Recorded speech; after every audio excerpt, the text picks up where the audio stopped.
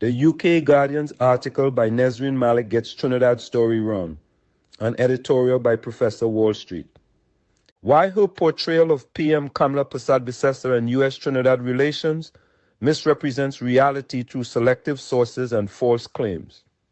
Nesrine Malik's article in The Guardian about Trinidad and Tobago's role in the Venezuela situation represents a troubling example of how international media can fundamentally misrepresent a country's reality through inadequate research, reliance on partisan sources, and failure to verify basic factual claims. Her portrayal of Prime Minister Kamla Persad-Bissessar as recklessly betting on Trump for Venezuelan gas, speaking loosely and off the cuff, and making decisions nobody in Trinidad believes will work out long-term, reveals either stunning lack of research or willingness to present partisan criticism as objective analysis. Most problematic is Malik's apparent failure to understand the fundamental economic relationship between Trinidad and the United States. A $42 billion annual trade partnership that explains Trinidad's U.S. cooperation far better than her simplistic "she wants gas from Venezuela" narrative. Her reliance primarily on Peter Wickham, a poller, not a foreign policy expert or government official, as her main source characterizing the Prime Minister's decision-making and communication style, represents journalistic malpractice that would never pass editorial standards for coverage of developed nations. The article makes several demonstrably false or misleading claims. That Trinidad openly endorsed U.S. military actions, the government has consistently stated cooperation serves Trinidad's drug interdiction interests, that the Prime Minister speaks loosely and off the cuff. She has communicated clearly and consistently about national interests, and that nobody in Trinidad and Tobago is convinced this thing is going to work out long term. Based on what evidence? Certainly not Wickham's polling data, which isn't cited. Malik's article represents what happens when international journalists parachute into complex situations without adequate research, rely on sources with obvious political biases, and fail to verify claims that sound authoritative but collapse under minimal scrutiny. Here are 10 reasons why her article lacks basic research, and her portrayal of PM Kamla Persad-Bissessar and U.S.-Trinidad relations misrepresents reality through selective sources and false claims. 1. Complete failure to understand U.S.-Trinidad economic partnership. Malik's most fundamental research failure. Complete absence of understanding about the massive economic relationship driving Trinidad-U.S. cooperation. Actual U.S.-Trinidad economic reality.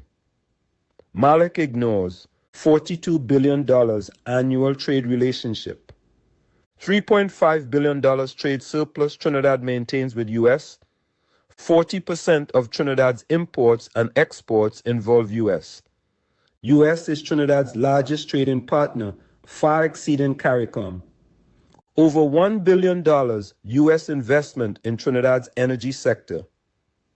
95% plus of energy products exported to U.S. market.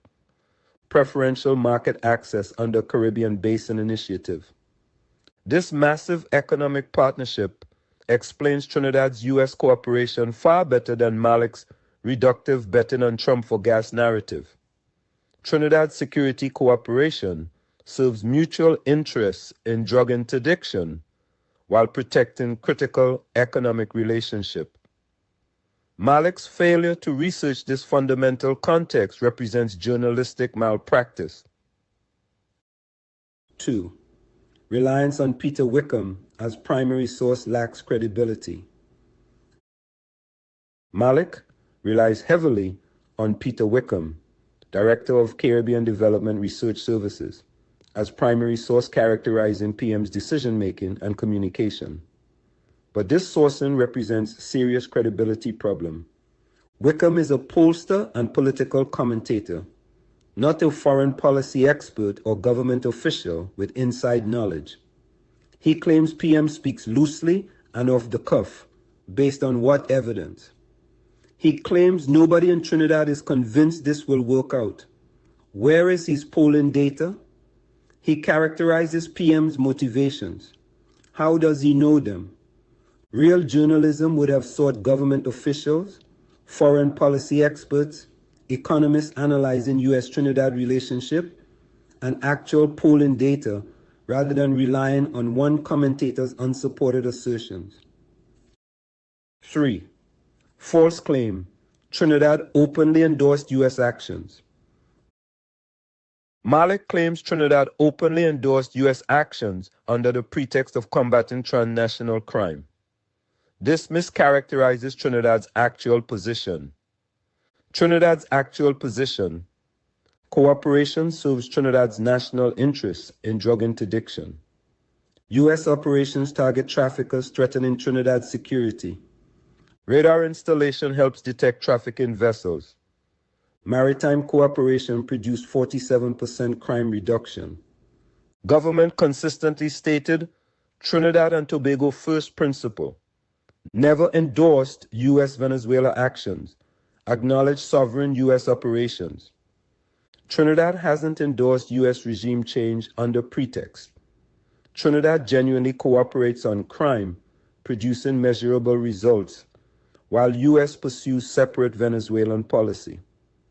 Malik's framing suggests dishonest pretext when reality is genuine cooperation, producing documented crime reduction. 4. Misleading characterization of PM's communication. Malik uncritically accepts Wickham's claim that PM speaks loosely, off the cuff, and in contradictory fashion. But where is the evidence? Actual PM communication. Record. Clear, consistent statements about national interest driving policy. Detailed explanations of U.S. partnership serving Trinidad's security. Straightforward acknowledgement of economic realities. Specific policy positions consistently maintained. Malik provides no examples of loose or contradictory communication, just Wickham's unsupported assertion. Real journalism would either provide specific examples or question why source makes characterization without evidence. 5. Nobody is convinced, claim without evidence. Wickham claims nobody in Trinidad and Tobago is convinced that this thing is going to work out long term, which Malik presents without questioning. But where is the evidence? What polling data supports nobody is convinced? What are actual approval ratings for PM's foreign policy?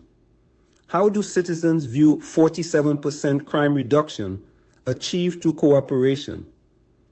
Without polling data or evidence, Wickham's nobody is convinced represents opinion presented as fact. Malik's uncritical acceptance suggests inadequate journalism or deliberate selection of claims supporting predetermined narrative. 6.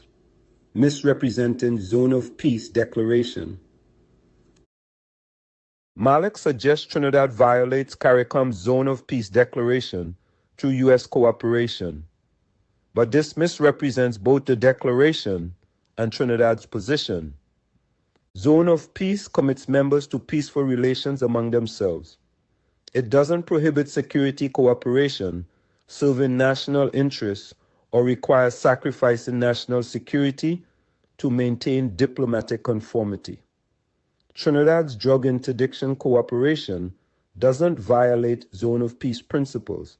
It addresses transnational criminal threats affecting entire region. 7. Ignoring that PNM maintained identical U.S. relationships. Critical context. Malik completely ignores. Every security arrangement she characterizes as problematic existed under PNM governance, 2015 to 2025. U.S. Trinidad security cooperation under PNM, so far renewed under PNM. 4 additional military agreements signed under PNM, U.S. maritime operations in Trinidad waters under PNM, radar discussions and negotiations under PNM, military cooperation framework established under PNM. Malik's focus exclusively on current UNC government, while ignoring PNM maintained identical relationships, suggests inadequate research or selective presentation, suggesting current government represents dramatic departure when reality is policy continuity. 8. False framing of Dragon Gas Project. Malik claims PM determined best way to get Venezuelan gas is not to negotiate with Maduro but to negotiate with Trump. This fundamentally misrepresents Dragon Project history. Dragon Project reality, project discussed for years under both PNM and UNC governments, requires OFAC license regardless of who governs Trinidad. PNM tried and failed to advance project during their decade. Current government pursuing same project through same necessary U.S. approval process. Not about betting on Trump, about navigating U.S. sanctions reality. Malik's framing suggests current PM invented new Trump-dependent strategy. Reality, Dragon Project always required U.S. sanctions navigation. Current government pursuing same project through same channels previous government used. 9. Ignoring actual crime reduction results. Malik mentions Trinidad's 624 homicides in 2024 under PNM, but ignores dramatic improvement under current government's U.S. security cooperation. 47% reduction in serious crimes. 33% improvement in detection rates. Trinidad dropped from top 10 most murderous countries. Major drug busts. Gang leaders arrested. Citizens reporting improved safety. These measurable results validate PM's cooperation strategy. Malik's failure to acknowledge this success while citing previous year's murders creates misleading impression that cooperation hasn't produced benefits when reality is opposite. 10. No Trinidad government sources quoted. Perhaps most revealing, Malik's entire article contains no quotes from Trinidad government officials explaining policy rationale, no government statements providing context, no official responses to critics' characterizations. Missing voices, Prime Minister's actual policy explanations. Foreign Ministry officials' detailed positions, National Security officials' crime reduction data, Energy Ministry officials' Dragon Project updates. Any government perspective balancing critics. Real journalism seeks government response when presenting critical characterizations. Malik apparently made no effort to obtain Trinidad government perspective, or obtained it and chose not to include it because it would undermine her narrative. This one-sided sourcing represents journalism serving predetermined narrative rather than balanced reporting. In conclusion, international media malpractice.